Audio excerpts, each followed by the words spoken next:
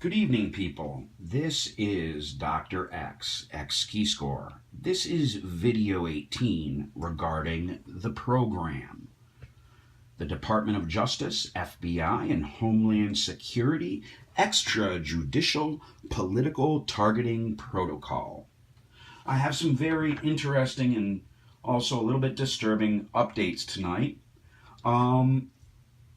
Last week I submitted a 20-page affidavit to the Director of National Intelligence, Office of the Inspector General. Of course, all of my communications are monitored, emails, phone calls. So FBI and Homeland Security are well aware of what was submitted to the Director of National Intelligence. As a result, this weekend,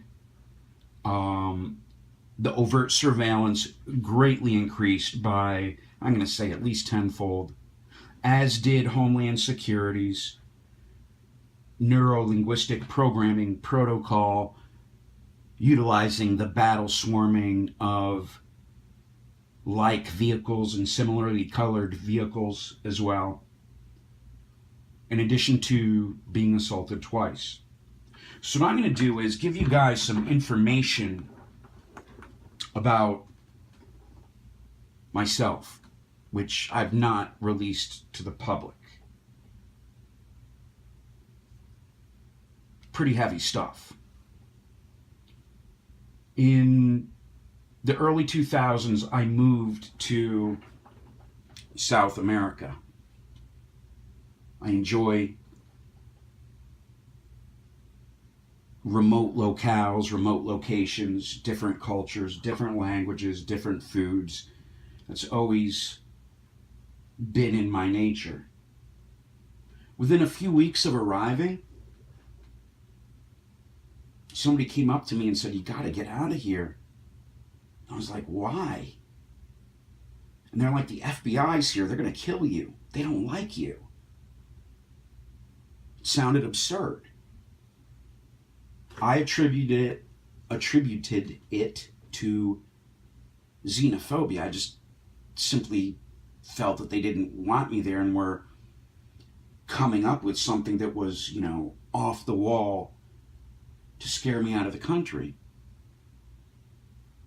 And before I left the United States for South America, a number of things happened to me, but I was not aware of the extent of the tyranny the FBI and Homeland Security were already engaging in. I just thought it was bad luck, coincidence.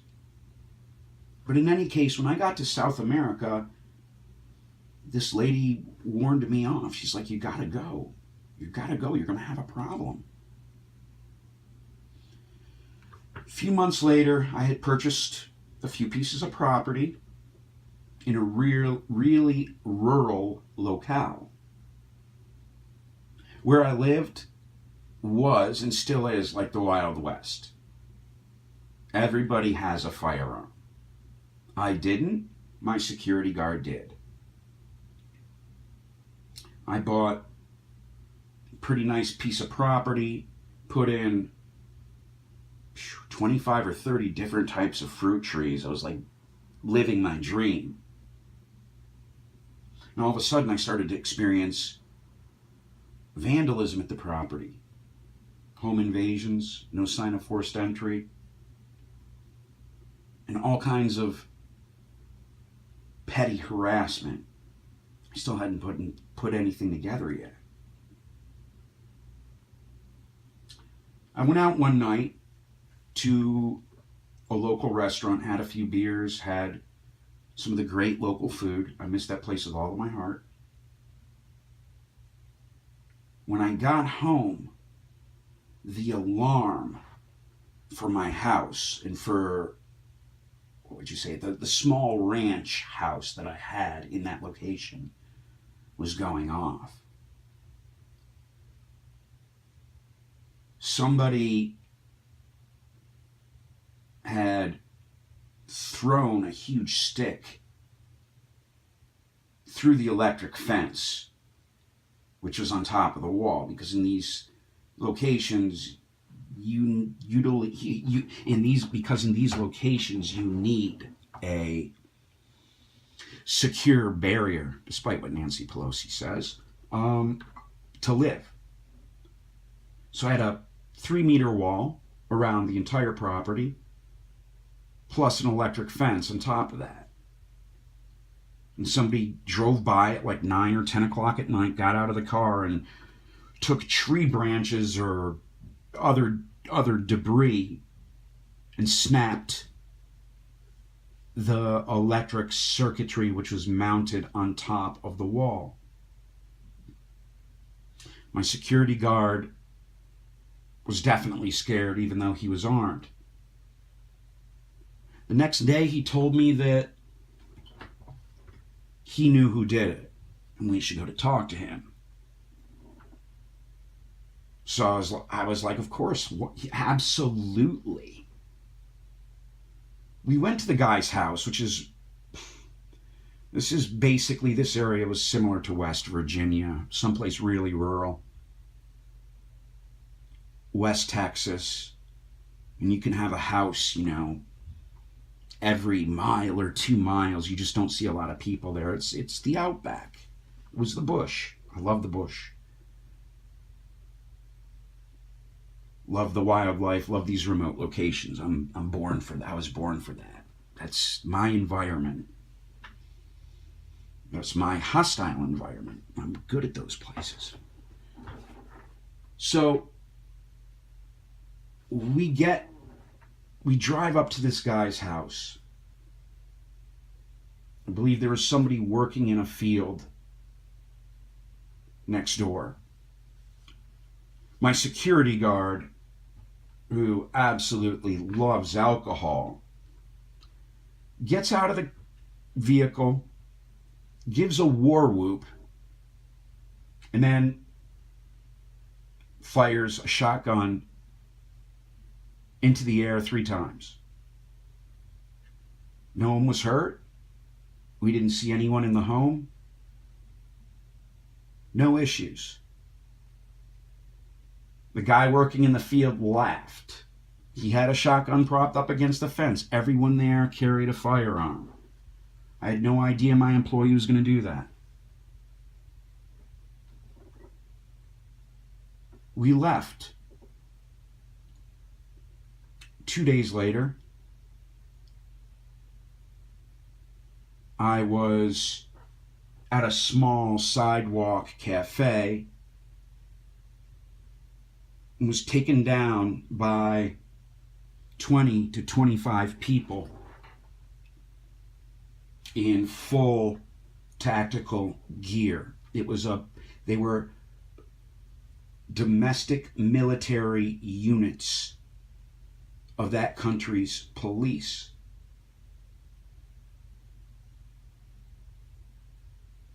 My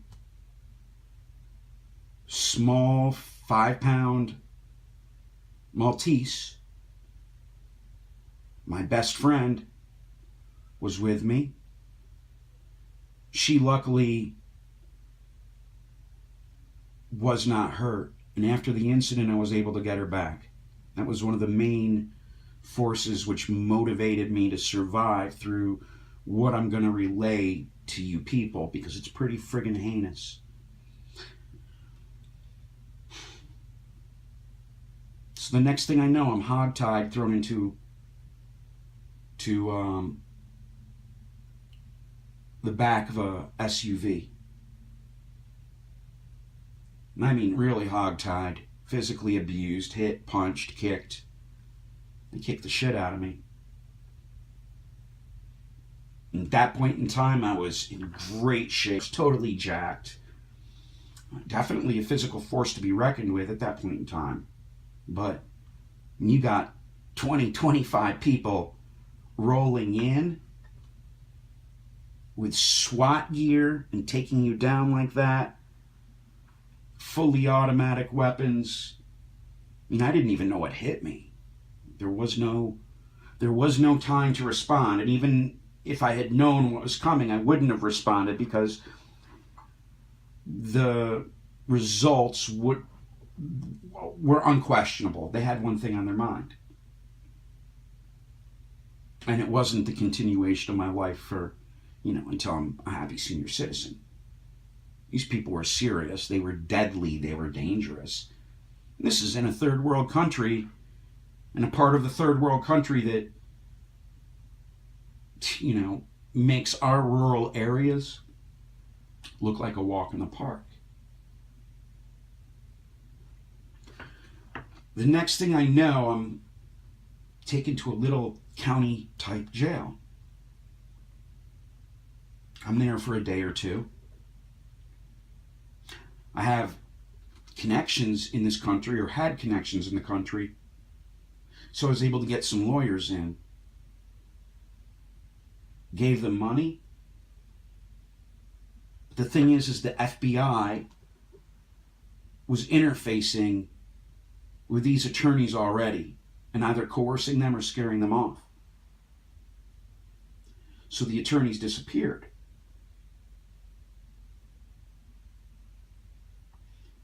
Two days later, no shower, no bathroom, very little food. I'm removed from that facility, and there was a lynch mob in the street. I didn't understand what was going on. And I'll relay that in a little bit. The next thing I know, I'm in a procession, a parade of law enforcement vehicles driving at a high rate of speed. And I wasn't hogtied, but they cuffed me down tight. And the primary guard or military personnel was like 2'4", 2'5", 260.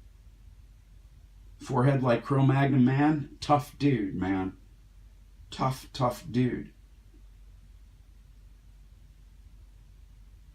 And you know what? He was the one that walked me into the maximum security prison 20 minutes later.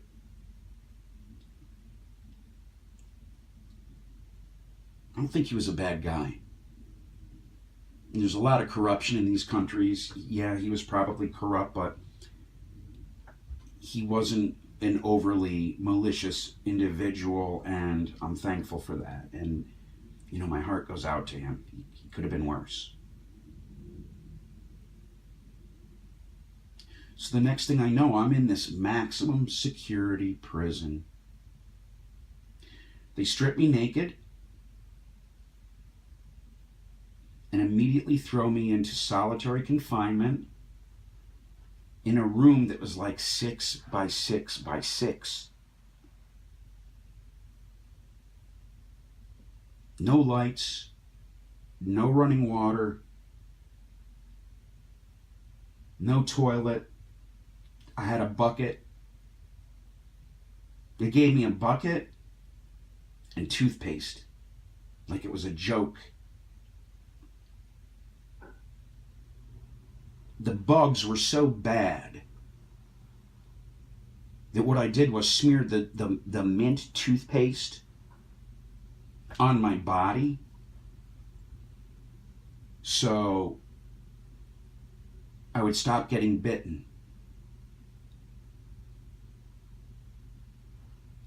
The next thing I know, after like a day or 2 days, I don't know how long it was,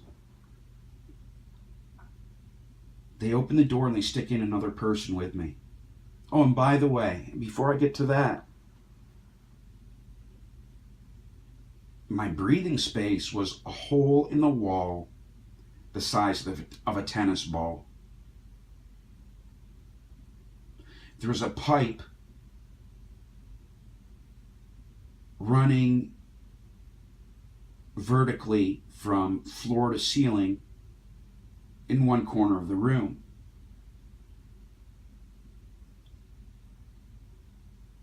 So what I did was, there was a piece of debris or a cinder block which was in the corner. I utilized that to break the pipe, to puncture it, and that was what gave me my water for a few days.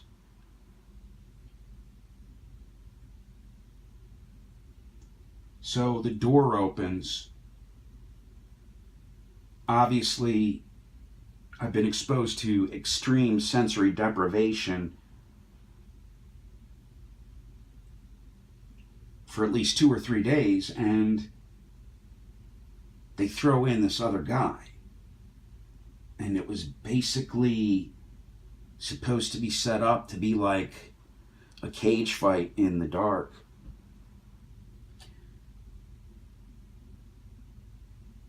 As soon as the guy comes in, like within a few minutes, and I speak that language fluently. So the guy comes in and he's like, he instantly starts like talking about gay people and gay sex. Now remember, I'm in a maximum security prison. I've been in solitary confinement. I've already lost a few pounds. And I'm thrown, or rather this animal was thrown into the dark with me. His name was Edson. Or Eduardo. And Eduardo had like a very unique way of killing people. He was a serial killer. He maintained he hated gay people, but would only have sex with them. He didn't like women. And what Eduardo would do is cut a slit in his male victims' stomachs and have intercourse with them as they were dying through the laceration that he created. I didn't know this at the time. All I knew was I had some strange dude locked in with me. And he began talking some really strange shit when he got in there. And I told him I'm not going to go into details of what I said. However, I let him know in no uncertain terms that if he approached me or got close to me, that the consequences for him would be lethal. And man, the guy started pounding on the door. He wanted to get out of there really quick. Despite his history of killing, 4, 5, 6 people via the prior means I just relayed, which are kind of grotesque, but not kind of grotesque, very grotesque, but in any case, 3 days later, I get out of solitary confinement, or 2 days later.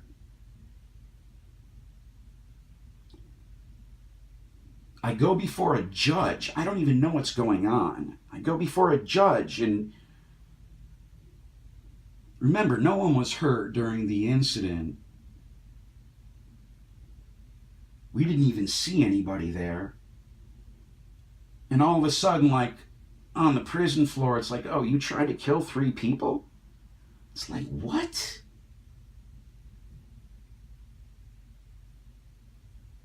I was stunned. I was stunned. The media came in to interview me. One of the female reporters started to cry. She said, you don't belong here. They're going to kill you. But remember, you're kind of in this situation, you're just in shock. So your cognitive ability has been diminished by the sensory deprivation and by the trauma that you've been suddenly introduced to. I had no idea what was going on. There's like 3, 4, 5 different charges, and I'm thinking, really? Everybody where I live carries a friggin' gun. People shot small game, fired off in the air. It was really like the Wild West there. Even for that country, the locals saw it as kind of like a West Virginia type of a place to us, like super rural without a lot of money. And in any case, there's like 3 or 4 accusations leveled against me, including like triple attempted homicide or something ridiculous. The judge reviewed the case. He's like, this is bullshit. And he's like, there's no signs that this individual is a terrorist. And then all of a sudden, this is in a, different language. All of a sudden, my head comes up. What had happened is this. The FBI already had a few weird experiences in the United States before I left. Didn't put 2 and 2 together. Had no realization that the FBI was so corrupt. Those motherfuckers followed me to South America. The lady who warned me off was right.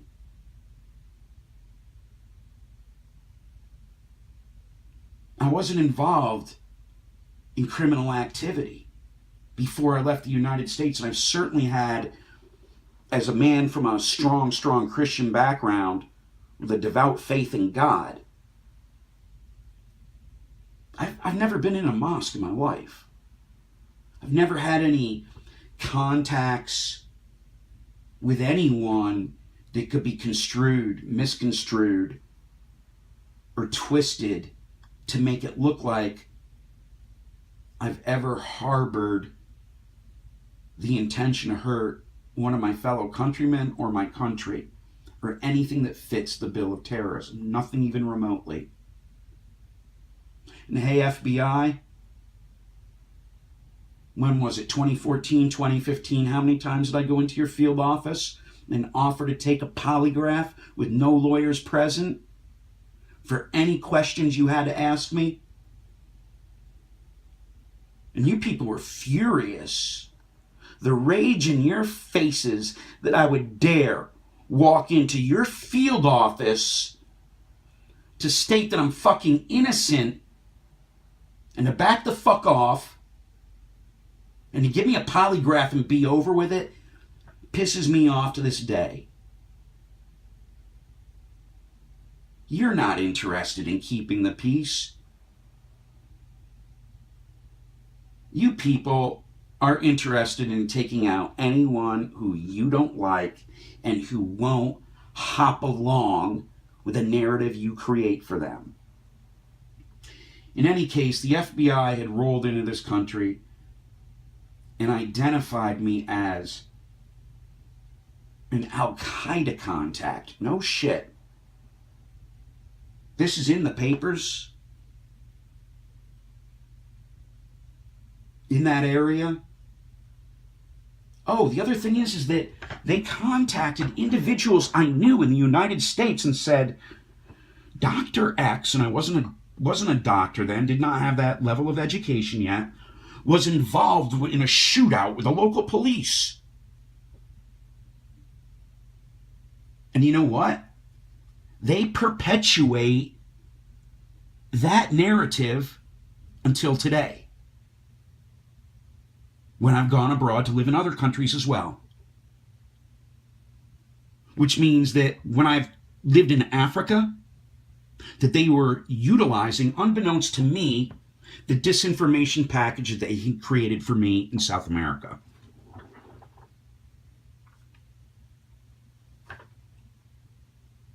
It's very, very disturbing that our peacekeepers and supposed protectors would engage in something like this. I had already studied under military personnel for my baccalaureate degree, Middle Eastern Studies, specializing in counter. So I didn't know this video was going to run this long, and just for ease of use, I did it on my iPhone, so I'm only allowed a half an hour a pop. So it ran out. Time ran out. So let me see if I can pick up in the right place. So basically my baccalaureate degree was under retired military personnel focusing on Middle Eastern studies and counterterrorism. My master's degrees and my PhD were also under three-letter agency people and a now retired high-ranking general who also was involved in intelligence operations.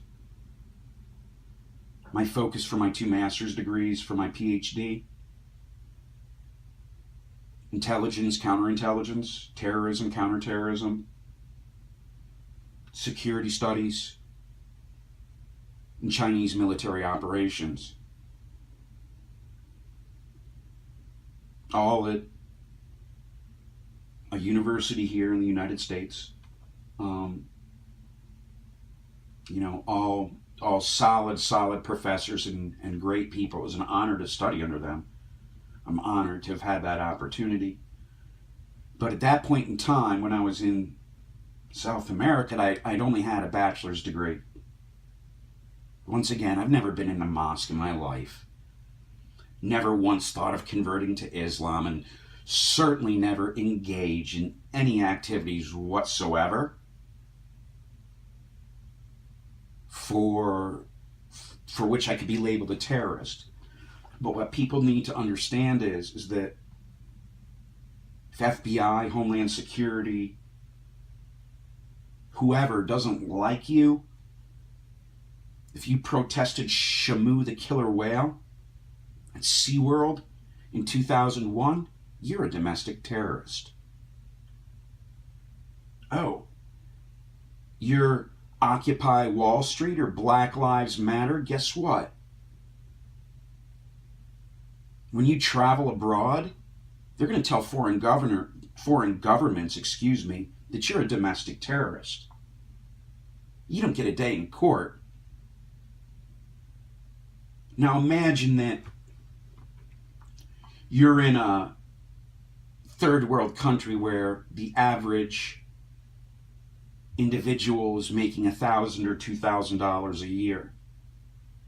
FBI and their private contractors roll in taxpayer money. They can pay for anything they want.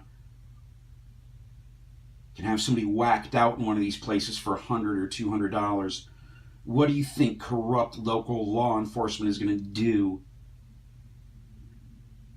to help the FBI? What do you think the FBI is going to tell these individuals? And what they do, as I've mentioned in a lot of my tweets, is tailor the narrative to fit the information recipients. You're living next door to a green person, you are a green racist. If he or she has a pet turtle, you've got a turtle fetish, and you hate green people, so they better, watch their turtle closely when you're around. That's the kind of shit they pull. Desperate. They're so desperate to create a target when there isn't one. They're not out catching bad guys. They're fucking with innocent people.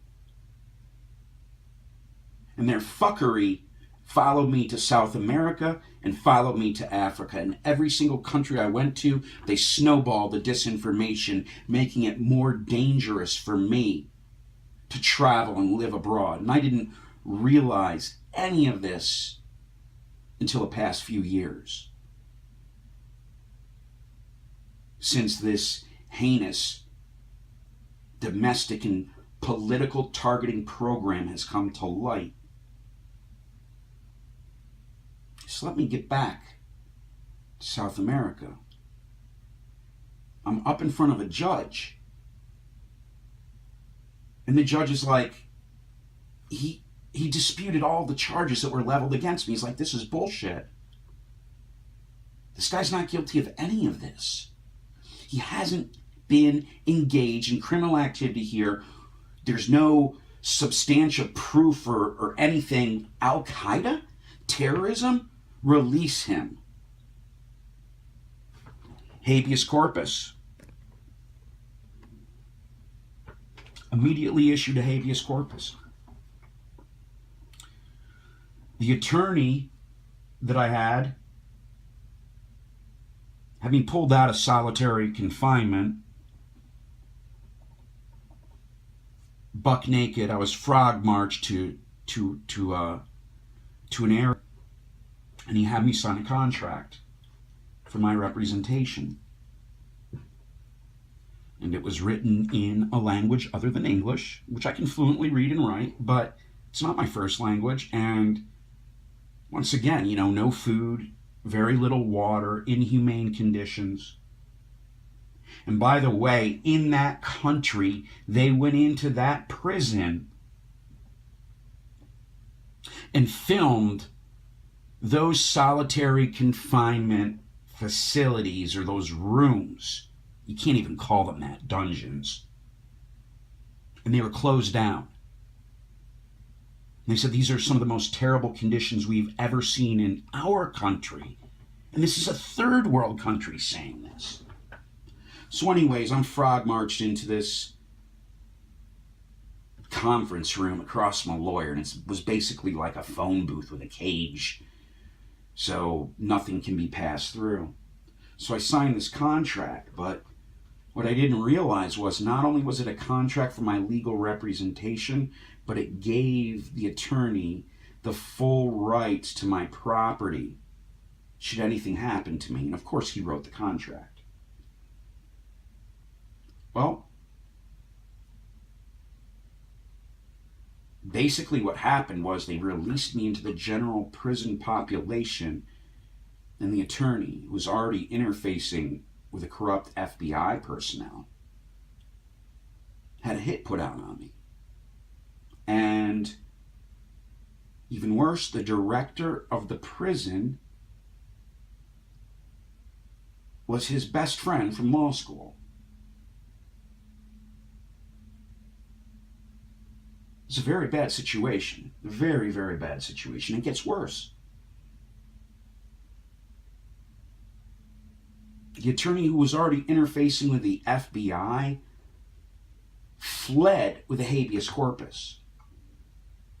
So even though the judge said, listen, nobody's been hurt, the guy didn't discharge the weapon, it was his employee, he's certainly not a terrorist, he has to be released. So despite the judge himself stating that all the charges were bogus and I should be immediately released, the attorney fled with the habeas corpus, the release order. Hey, FBI, thanks. You're not engaged in protecting our country. You're out whacking patriots like me. Which is why I've decided to make this video. So the battery ran low and I had to do a recharge, so I'm sorry if this video lacks a little bit more continuity than the other ones that I've made. I know it's certainly a heck of a lot longer than the other ones I've made. So basically, not basically, so really, the FBI triggered my proxy detention in a foreign country. And when the judge dropped the charges and demanded my release, they then increased their interface with my attorney. The attorney fled with the habeas corpus, now is returned to the prison, and then put into the general population, and set free to fend for myself.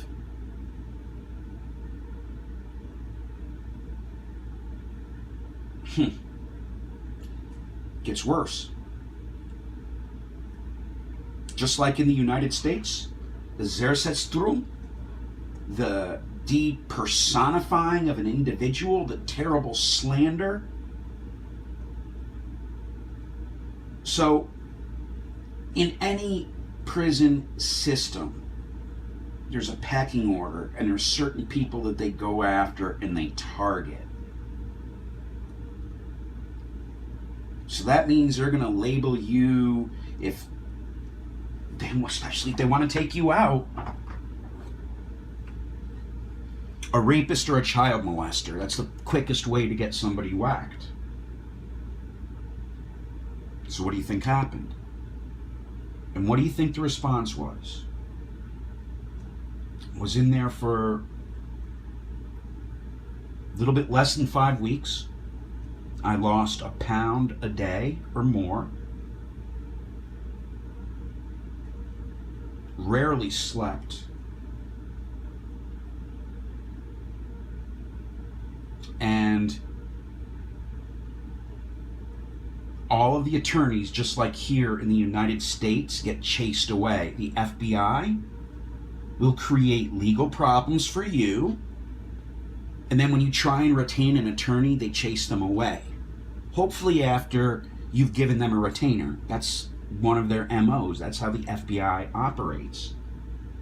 Create a legal situation for an individual, blow things totally out of proportion, create a false scenario, and then when the individual who's innocent tries to pursue a legal resolution, interfere with that, fuck them, and try and take them down. It's perpetual. These guys do this in perpetuity. They're engaged in terrorism. This is terrorism. This is political targeting. So back to my situation. About a week and a half or 2 weeks in, out of the nearly 5-week stint, there was a prison riot. SWAT teams entered, military police entered. Half of the place burned down. There were dead bodies piled up.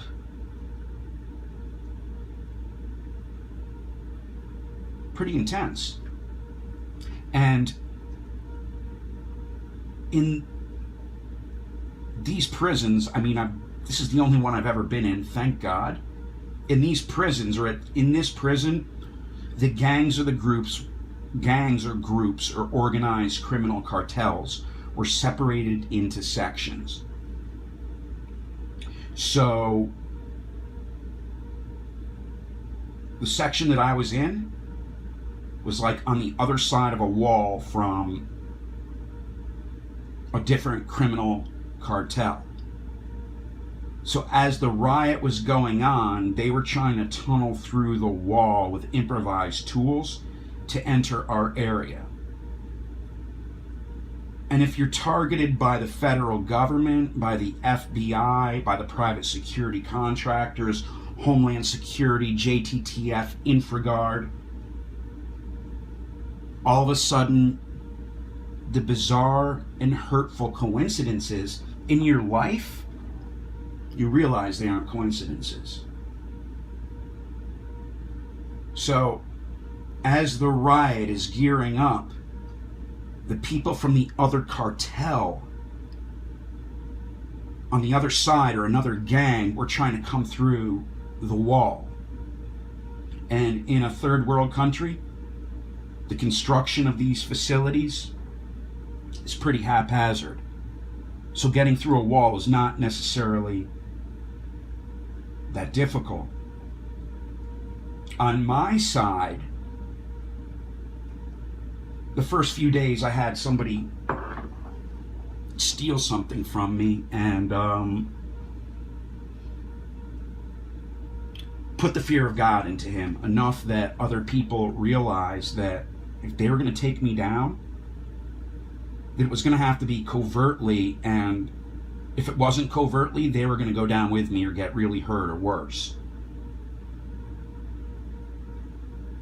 And having had to be in a physical altercation for many, many years, the sign of true power, I believe, is being so powerful that you can avoid altercations. At that point in time, I was in excellent shape, certainly knew how to handle myself, and looked pretty damn badass. So the combination of those things was kind of like a protective shield or aura, as obviously was Jesus Christ and the Holy Spirit and God, protection over me in that bad situation. So that's how I kind of like maintained my safety on my side of the wall with the cartel that I was thrown in. But the whack job that they threw in with me in solitary confinement was also in my wing.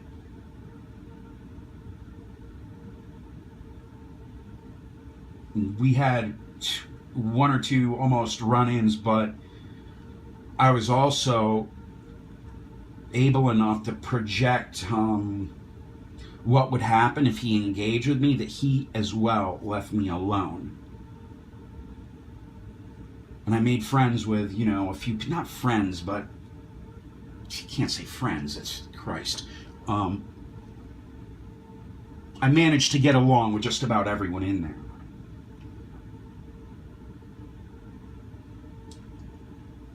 In any case, so that this prison riot starts.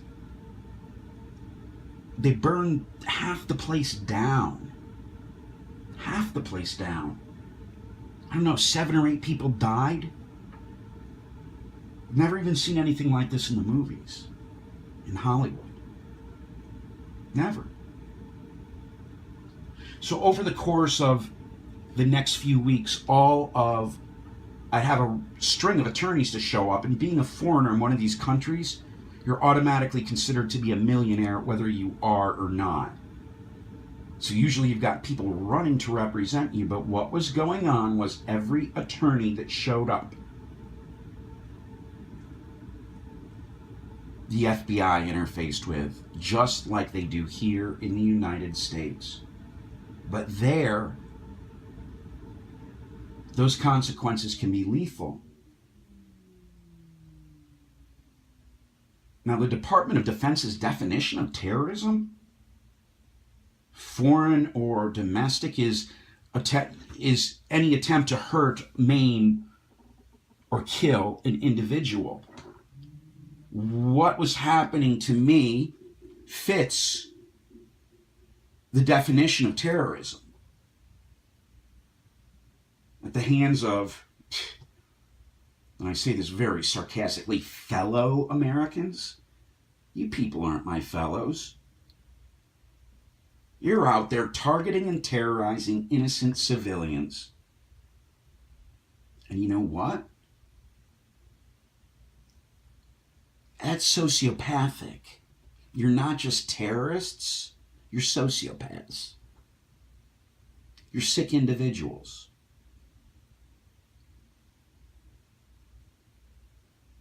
You're parasitic.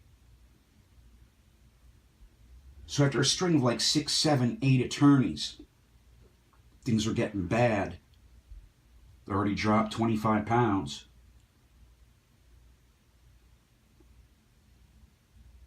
I finally got a message out through a guard to an attorney who was able to get me out of there. Oh, and okay, well, I got to go into something else, people. State Department shows up. Now, the problem is that just like hundreds of thousands of other American citizens, once Homeland Security and FBI blacklists you, you go on federal databases as a terrorist. So don't think that you're going to get assistance from your country if you live abroad. The scorn is easily readable in the faces of these individuals when they arrive. They're convinced, because the FBI and Homeland Security have doped up the databases, they're convinced that, you're molesting the next door neighbor's turtle, the green guy, or they're convinced that you're a terrorist, or maybe they're not convinced, but whatever happens is that the FBI and Homeland Security dope that database up with so much bullshit that it would disgust the best of us, myself included. I can't even imagine what they have created for me. I can, a little bit, because I've heard feedback, but we won't go there. So the State Department person shows up. We speak for a few minutes. I was like, ma'am, I haven't done anything. I haven't done anything. I've went before a judge. The judge says I should be released. Really? So the State Department knows that the judge has a habeas corpus for me, and then I was ordered to be released, and I'm still stuck in there. Interesting. So the State Department lady gives me a piece of paper, or several pieces of paper stapled together, with a list of attorneys. And she's like, these are the State Department attorneys, or not State Department attorneys, the attorneys that have agreed to work with the American government. And when she rolled in, I was still bouncing in and out of solitary confinement. And I'm like, ma'am, I can't even make a phone call. They're not giving me access to a phone. The attorney disappeared with my habeas corpus. And then I said to her, I relayed the conditions of the situation and where I was to this woman. And her response to me is, I've seen much worse. Okay, fellow American. Thank you. Dr. X was then returned. I was then returned to the solitary confinement area at that point in time. But in any case, I know this is not super linear, and I apologize for that. I just want to make sure I get all the facts in there. So I'd say a week or so, 2 weeks after the riot, the place smelled like smoke for the rest of the time I was there. I managed to get a message out to through a security guard, through a prison guard. And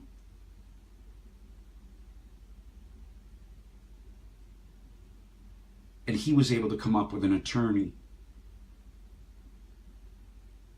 who represented some of the biggest names in the country to get me out of there.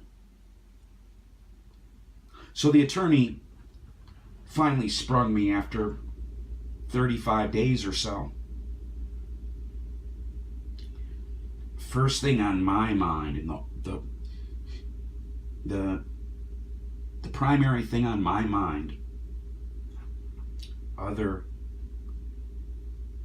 than my personal safety, and I break up thinking about this, wasn't my personal safety, but was my little dog, who, before she was poisoned once again by the FBI, scumbags, was with me for almost 15 years. So the whole time I'm in this situation, other than my personal safety and trying to fight and survive for my life, my primary concern was my dog, who had been my global travel partner. And as I revert from speaking about her, I'll regain more of my composure, but it just brings tears to my heart. So, she survived. I was reunited with her. I'll never forget, the attorney took me to a restaurant, and I think I put on 8 or 10 pounds at one sitting. I went in to that facility at 198 pounds, shredded, ripped, awesome shape. Awesome shape to the point when I'm in these locales, people would assume I was a professional wrestler or bodybuilder or something along those lines. Competition level, you know. So I went in there at 197 and came out at 165.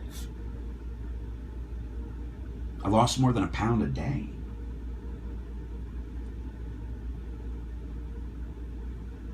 The attorney said, he's like, I've never seen anyone eat like this in my life. We were there 2 or 3 hours. And my dog, who was sitting with me on the chair, she was like in shock. And it took a day or two for her to realize that I was back and regain her composure. The effect on her was bad.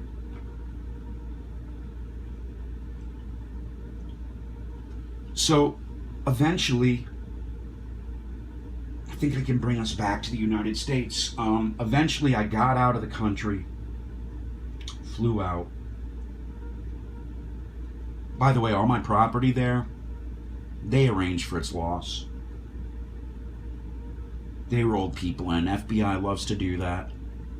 Utilize your friends, your associates, people you know, level false accusations against them, cause them legal problems, and then somehow leverage the loss of their assets to fall into the hands of scumbags. Standard operating procedure. I get back to the States, worked some menial jobs. I only had a bachelor's degree at that point in time.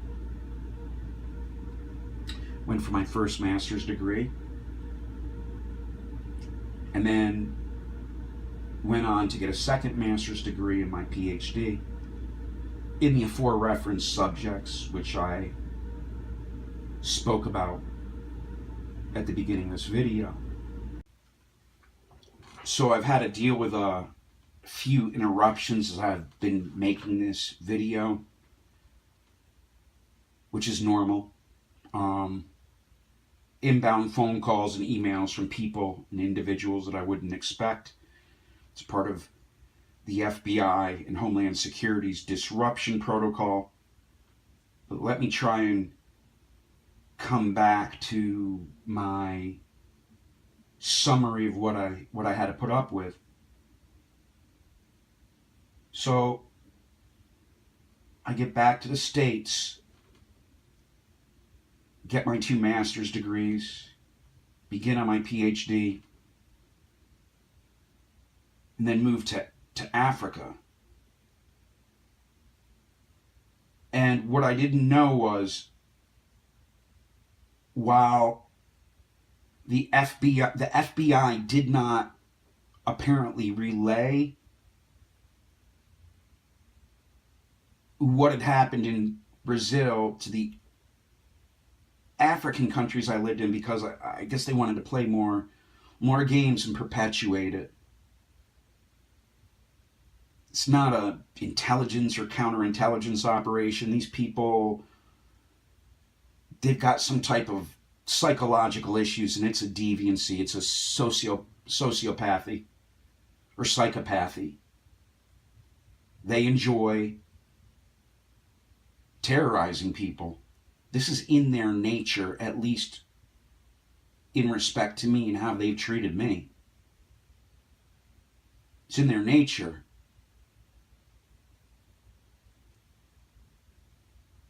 It's like hunting a deer, you know. Do you want to do a headshot if you hunt a deer? Or do you want to, like, shoot off each foot and watch it flop around? Really? That's sick. That's sick. But that's the attitude. So, what they did in Africa was an echo of what they did in South America.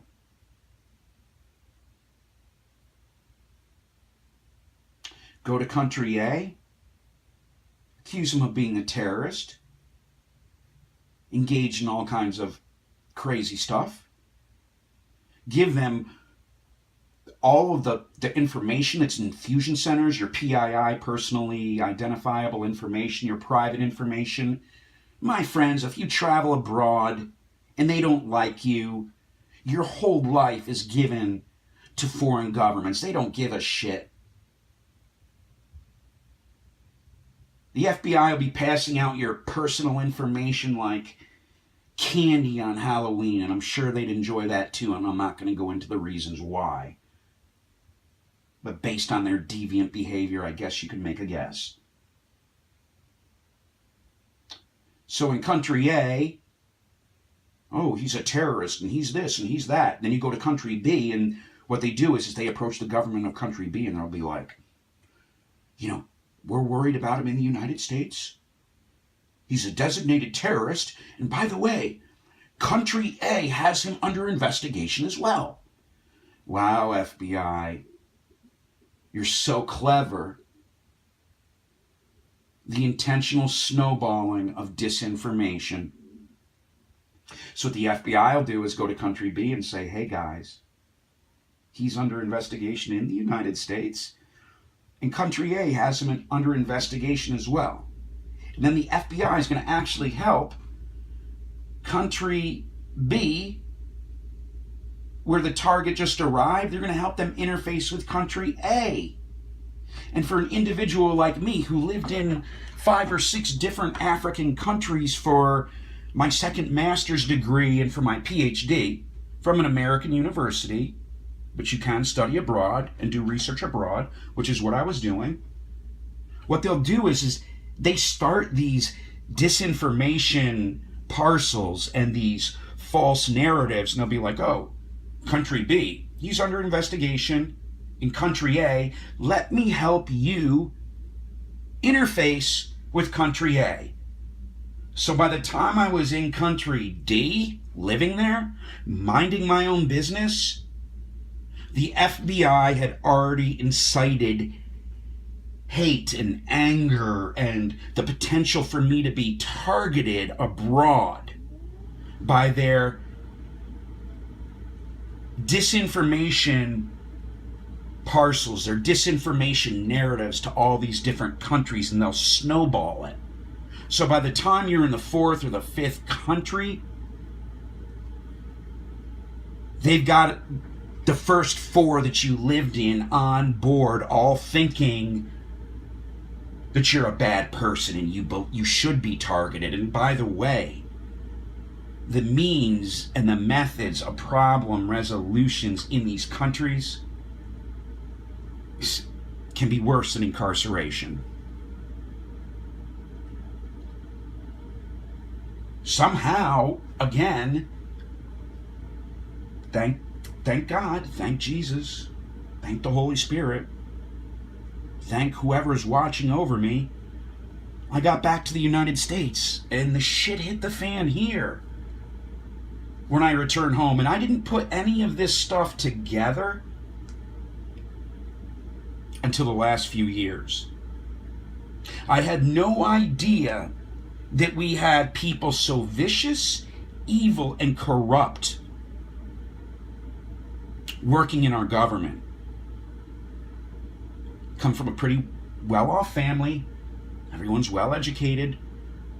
Everybody's had homes and a lot of assets on all sides of the family. It's a citizen elimination process. But now get this. In 2014 or 2015,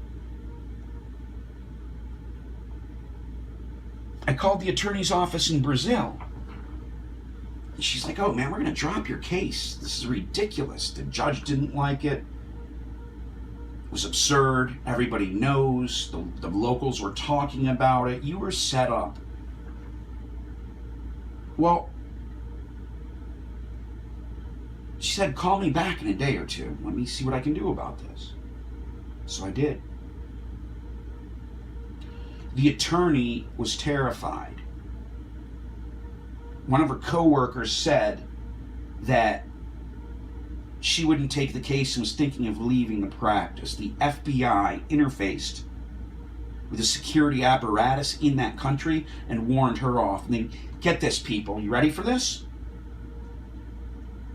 No one was hurt. No one was injured. And the judge demanded that all charges be dropped. So what did the FBI do in, I would say, January or February of 2014, I believe? They cooked the books in the foreign country to make it look like several people had died during the incident.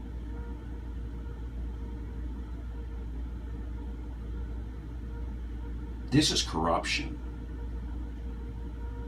These people are beyond corrupt. They're engaged in a political targeting operation. And maybe I should have inserted this at the beginning of the video, and I didn't, but I can go back and address this really quickly.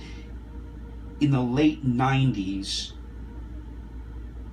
I aggressively blew the whistle on people that were looting money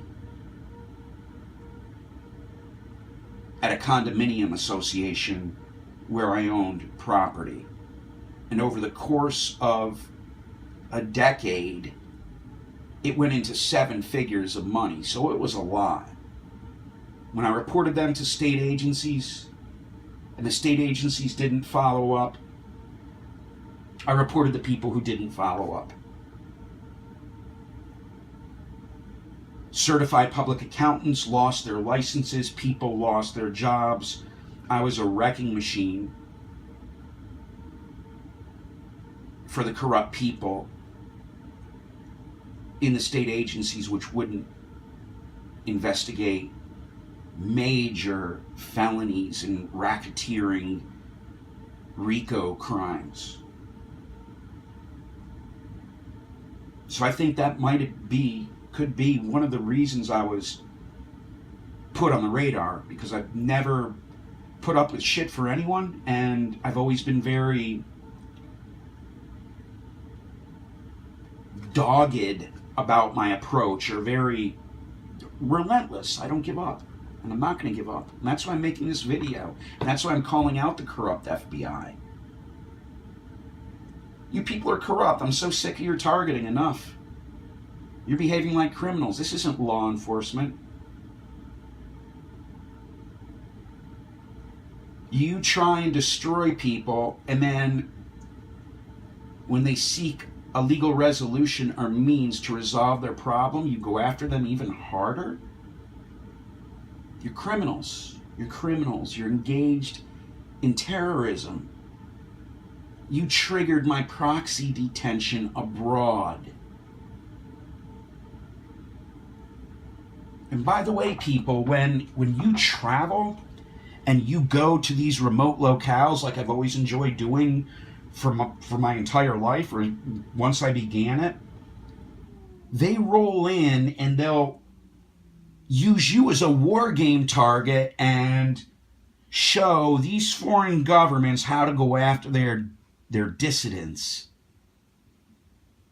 or anybody that poses a threat to a corrupt regime. So the country A, B, C, and D, once again, they enjoy this. They find this fun. They're killing innocent Americans for sport. FBI almost cost me my life in South America. And they continue here in the United States to this day. It doesn't stop. My reports to the Director of National Intelligence last week, my affidavit, resulted in me being assaulted twice this weekend.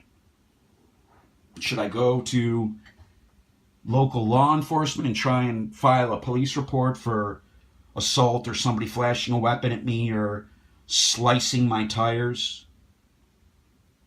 Well, with an NIS, non-investigative subject status, once the local or state police, local law enforcement or state police, run your license, your license is going to, your driver's license or your ID, it's going to come back as a hit with special instructions, because that processing of your ID to get the background information on you is run through threat fusion centers. Threat fusion centers are doped up with the FBI's and Homeland Security's disinformation narratives. Every individual who they don't like has a compromat dossier built up on them to defame them. Everybody has two dossiers. One, which is who you really are and what you really are, and then the second one is the bogus one, like what we saw our great Donald Trump nailed with. This is going on to Donald Trump. This is going on to Kavanaugh. This is going on to Roger Stone and General Flynn.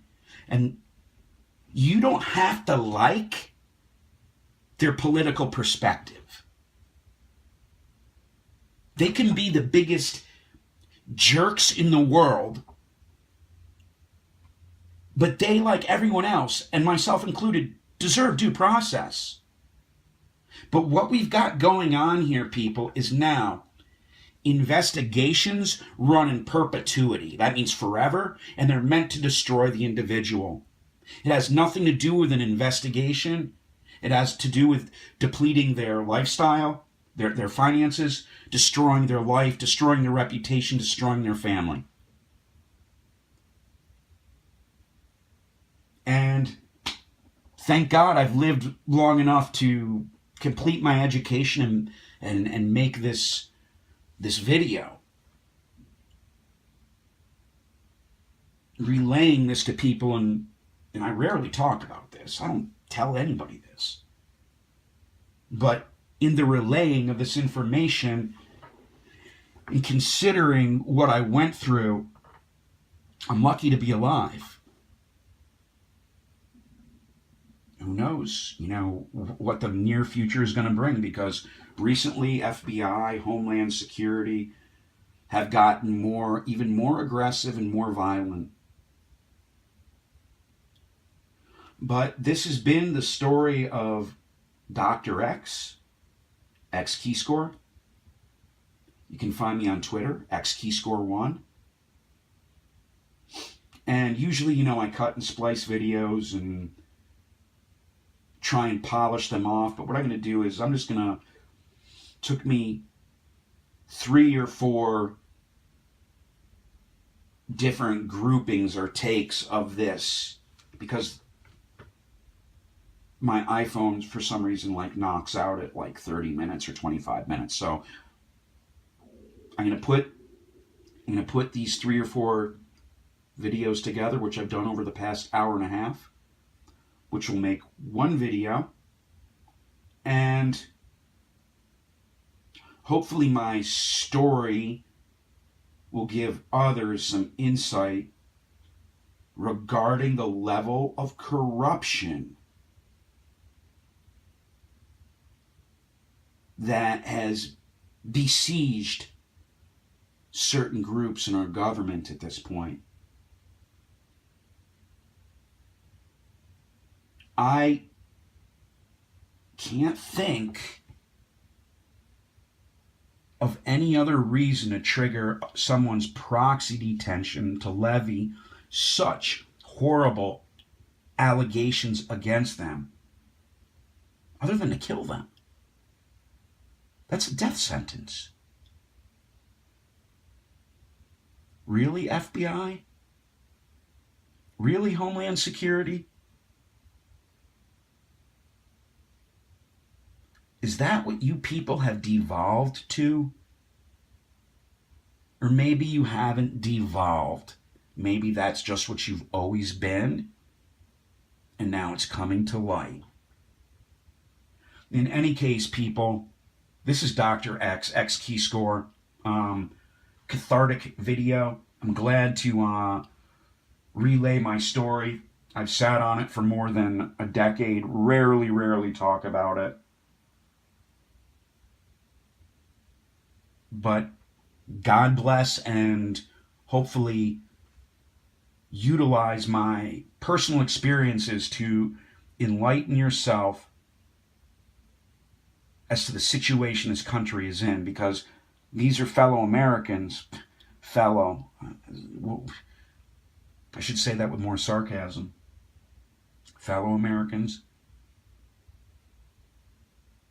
This seems like, in addition to terrorism, it might even constitute war crimes.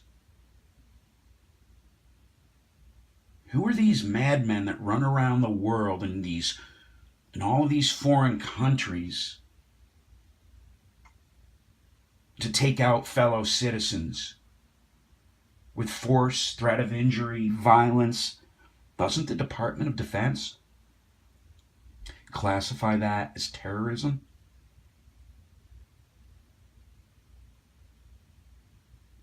Why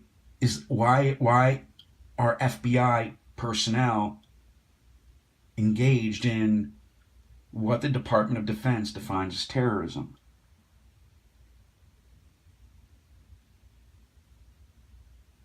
It's a rhetorical question. All right, I'm going to go to work on the video, people. Thank you very much for listening. It's been a pleasure relaying this to you.